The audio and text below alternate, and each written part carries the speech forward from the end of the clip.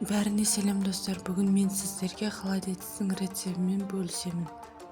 Алдымен каналға тіркеліп, лайк басып, қоңырау белгісін басып қойыңыз. Холодильник ол адам ағзасына өте пайдалы, кальцийге бай болып саналады. Сол үшін ол сүйек, буын ауруларына өте пайдалы. Көрінісінің өзі адамның тәбетін ашады және формасын жақсы ұстаған. Негізі холодильникті сиырдың, ірі малдың сирақтарынан жасайды. Мен бұл жерде жілік сүйектерден жасадым.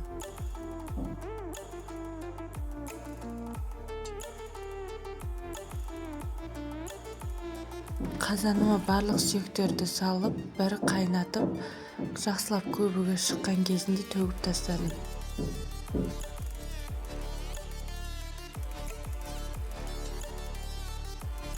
Екінші суын мен ыстық қайнаған судан құйып, тез пісіріп алуды жөн көрдім.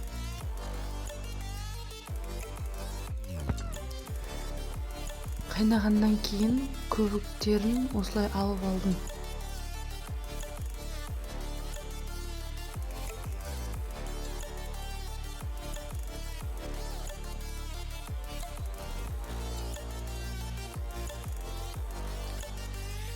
Мен етті қайнағаннан кейін 1 сағаттан кейін алып келіп салдым.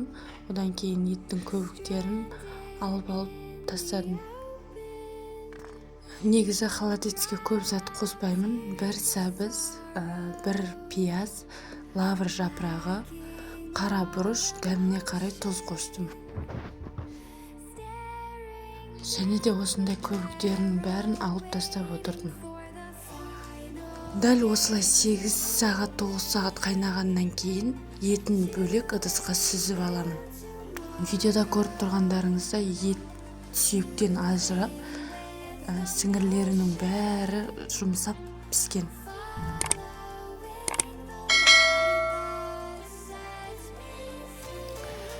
Еттің көлемінің өзіңіз қалағанша турасаңыз болады. Мен қатты майда қылып турамадым. Кішкене ірі болсын дедім.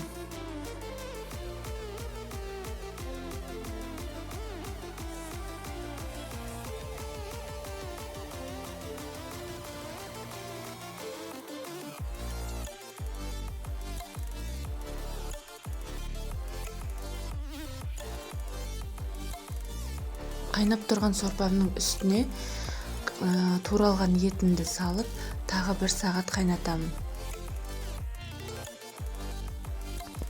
Содан соң өздеріңіз қалаған формаға құйып алсаңыздар болады. Мен азырақ бөлігін видео үшін кішкентай контейнерге қойдым, қалған бөлігін сковородкаға құйып қойдым. Өздеріңіз қалағандай оформление жасасаңыздар болады. Мен бетіне укроп пен жаңағы сәбізімді сала қойдым. Осымен біздің холодильнигіміз дайын. 3-4 сағат суығаннан кейін холодильникке саламыз. Негізінен адам ағзасына холодильник өте пайдалы болғандықтан үлкеніміз де кішіміз де барлығымыз осы холодильникті жиі жейміз. Осы соңғы уақыттарда арасы жиілеп көп дайындап жүрмін. Холодильникті қанша дайындасам да мен қызым мен балама жегізе алмадым. Сол себепті кейде балаларыма холодильникті ертіп сорпа күйінде беремін. Сорпа күйін балаларым соңына дейін тауысып ішіп алады. Ал өзіміз үлкендерге күнделікті таңертеңгілік шайға қоямын. Видеода көріп тұрғандарыңыздай ыдыстың шетіне ауа кіргеннен кейін ғана түсті. Өте формасын жақсы ұстаған, дәмі де керемет, адам ағзасына пайдалы зат. Сіздерге де холодильникті дайындап көруге кеңес етемін. Видеом сіздерге ұнады деген сенімдемін. Каналға тіркеліп, лайк басып, қоңырау белгісін баса кетіңіз.